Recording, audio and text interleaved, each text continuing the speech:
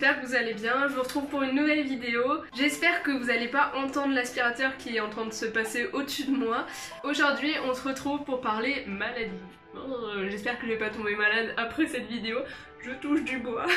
Alors d'abord je vais vous parler de mon rapport aux maladies depuis mon enfance. Ensuite je vais vous parler des croyances qu'on a depuis qu'on est gosse et ce qu'on nous rabâche et qui sont vraies ou fausses. Et ensuite je vais vous donner mes astuces pour éviter de tomber malade.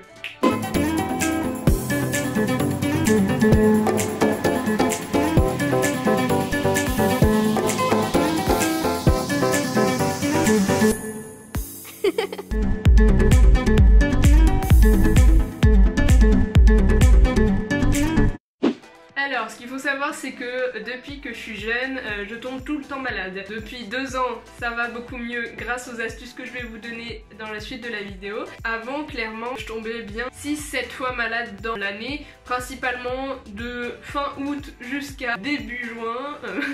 Super. Et puis un petit rhume au milieu de l'été qu'on se cale un petit truc sympa, quoi. Donc franchement, à un moment donné, on sature totalement, surtout quand on arrive dans les périodes lycée, BTS et on a besoin d'énergie pour travailler parce que sinon c'est pas possible, et être malade ça fatigue. Du coup je n'en pouvais plus et il fallait vraiment trouver des astuces. En plus c'est pour éviter aussi que toute ma famille soit malade quand moi je tombe malade et qu'on fasse une boucle et qu'ensuite je rattrape parce que non, je sais que ce n'est pas possible, mais voilà, il vaut mieux éviter que tout le monde soit malade. Donc je tombais malade à peu près toutes les 3 semaines et maintenant ça va mieux. L'hiver dernier ça a été beaucoup mieux et cette année franchement c'est génial. J'ai été malade une fois en octobre et une fois au jour de l'an, et depuis 4 mois plus rien.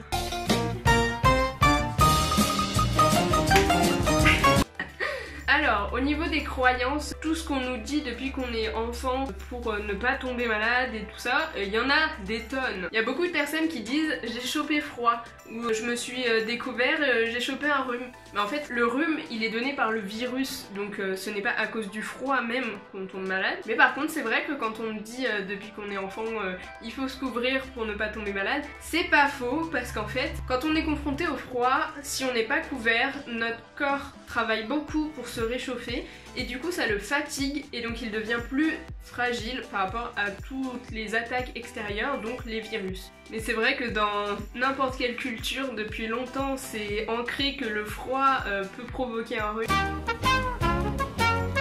Par exemple en anglais on dit cold pour dire un rhume, et ça veut dire froid aussi. En italien on dit freddo, vive l'accent.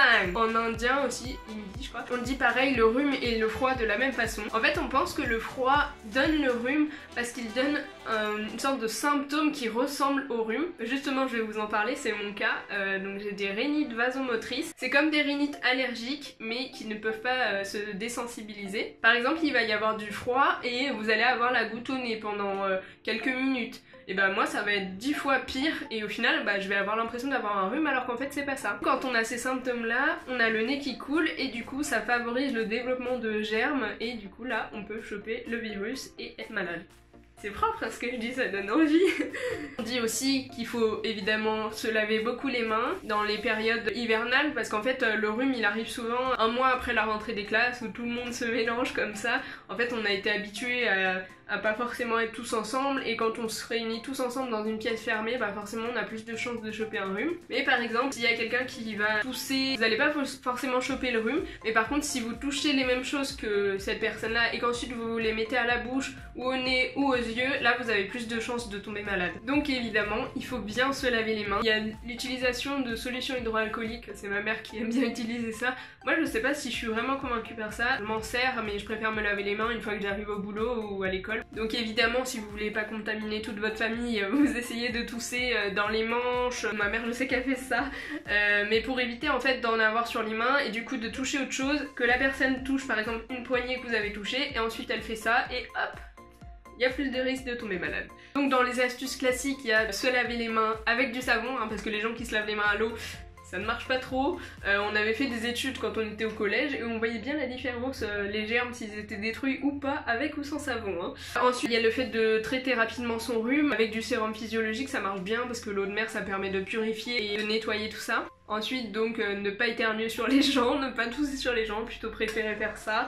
ou ça, ou un mouchoir tout simplement, et le jeter évidemment après. Il y a aussi les choses qui peuvent aggraver votre maladie, que ce soit un rhume, une grippe, une gastro, n'importe quoi. Par exemple le fait de fumer, ça peut aggraver les choses, surtout pour un rhume. Le fait de mal dormir, mal manger, etc. Mais ça je vous en parle après.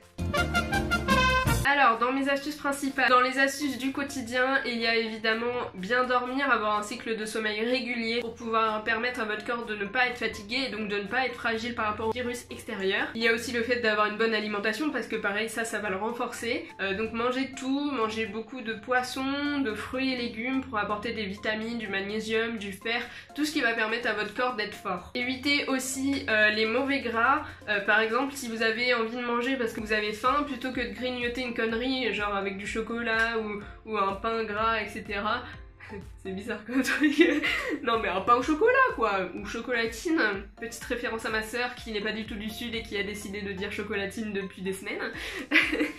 Donc plutôt que de manger des conneries comme ça, on va préférer manger des fruits ou des noix, des amandes qui vont nous apporter de l'oméga 3 et des nutriments. Évidemment on les prend pas en version salée, hein, on évite les pistaches à l'apéro. Donc en parlant de fruits, moi vraiment la chose où j'ai l'impression que c'est vraiment ça qui marche super bien cet hiver, c'est le fait de manger un kiwi par jour pour apporter de la vitamine C. Ça permet de faire un antioxydant et évidemment de donner de l'énergie à votre corps. Si vous en avez ras le cul de manger un kiwi tous les matins, moi je mange un kiwi tous les matins. Si vous en avez marre, vous pouvez manger 2 clémentines, c'est le même équivalent en vitamine C. Sinon, il y a aussi le fait de boire. C'est pas parce qu'il fait froid qu'on n'a pas autant besoin de boire qu'en été, c'est pas vrai parce qu'en fait le froid dessèche le corps. Donc si vous avez un peu du mal à boire des choses, prenez par exemple une tisane le soir. C'est mieux la tisane le soir parce que sinon vous allez pioncer pendant toute la journée. Et un thé le matin et voilà, ça vous fera une bonne dose. Et essayez de boire le midi ou prenez une petite bouteille d'eau sur vous si vous n'avez pas l'habitude de boire pour pouvoir vraiment y penser toute la journée. Donc une dernière astuce en ce qui concerne le rhume et ensuite je passerai à la grippe. Tout ce qui est rhinopharyngite peuvent être prévenus grâce à du Solacy. C'est un mélange de soufre, de vitamine A et de levure. Donc ça permet de renforcer votre système immunitaire et puis ça a un rôle anti-inflammatoire contre les rhinopharyngites. Donc vous prenez ça, c'est 3 mois, 3 gélules par jour. C'est un peu chiant mais bon d'un côté, moi je préfère prendre ça plutôt que d'aller chez le médecin et perdre mon temps. Et aussi c'est vrai que ces boîtes là coûtent un peu cher, mais pareil je préfère donner mon argent pour ça plutôt que d'aller chez le médecin et de payer ça plus les médicaments qui vont avec. Dernière astuce qui concerne la grippe, donc plutôt que de faire le vaccin qui est quand même assez déconseillé, j'ai l'impression, soit parce qu'il est pas assez efficace, soit parce qu'il y a des trucs pas top dedans. Nous on prend de l'influenzinum, donc c'est de l'homéopathie où il y a un élément du vaccin qui est dilué mais x 10. Déjà il n'y a pas de risque et ensuite ça permet vraiment par petite dose de faire accepter à votre corps qu'il sera protégé contre la grippe. Donc l'influenzinum est à prendre une fois par semaine pendant 1 mois, puis une fois par mois pendant 3 mois. C'est conseillé de le faire à la fin de l'automne pour que votre corps soit bien préparé avant l'épidémie de grippe qui arrive aux alentours de fin janvier, début février. Donc pour résumer, je disais qu'il faut se couvrir pour éviter à votre corps d'être fatigué, pareil pour le sommeil. Ensuite bien manger justement pour lui apporter toutes les choses dont il a besoin.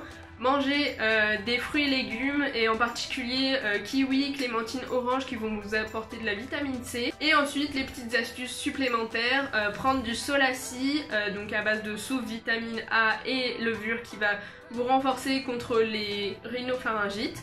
Et dernière chose, si vous n'avez pas envie de faire le vaccin de la grippe mais vous avez peur de la choper quand même, vous pouvez prendre de l'influenzinum qui est à beaucoup plus petite dose et qui va quand même vous protéger.